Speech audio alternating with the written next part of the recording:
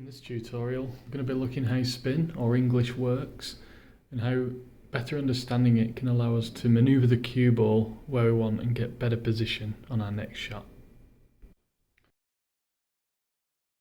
I think everyone's familiar with the different ways we can communicate position, whether it's clock face, whether it's tips like 2 tips up and 1 across, or whether it's simply pointing.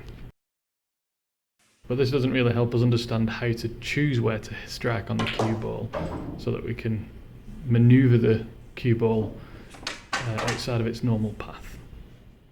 It's useful to separate the English into components, the first of which is a vertical component for follow or draw. The effect of this is as soon as you strike the cue ball, and you can see why when observing it from the side, the spin is always in contact with the cloth and therefore the friction will reduce it over time. The second component is horizontal English, left or right. This has most effect when contacting a rail, which you can understand when looking from above, because the spin is around the orbit of the ball. It doesn't have an effect on the cloth as much as it does when the cue ball hits a rail and grips. When we think about different components, vertical and horizontal for spin, we can still combine them to get the resulting position on the cue ball that we need to strike. The difficult bit is understanding how much follow or draw, or how much left and right you want to apply, sometimes none at all. We know from previous tutorials how we can use a tangent line to predict where the cue ball is going to go, and how changing the vertical component of spin will deviate from that tangent line.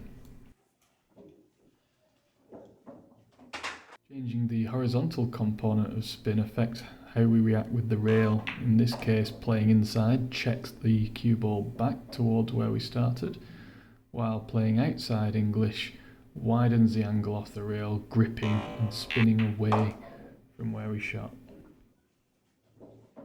Putting that into practice, we've got a situation here where the stun would take us into the green, the follow would take us into the orange, so we need to be able to add a little bit of left English as well as follow here to be able to get position on the 2 ball. It helps just widen the angle even more than just playing a straight follow shot. And then to get on the 3 here, we can play a stun, but that would leave us snookered behind the stripes. So by playing a stun and also including a little bit of inside or right hand English in this case, that allows us to spin off the rail after we stun into it towards the short rail and get good shape on the 3. There's another example where we need to use inside English, left in this case, with follow to actually play to the short rail and then back out for the 3 ball.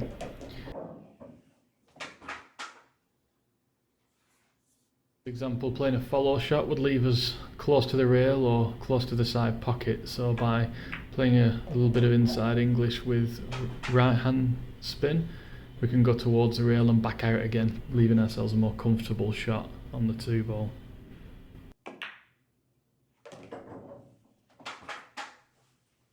Finally, we can use a stun shot with a little bit of right English here to make sure we cannon the stripe and get good shape on the 2.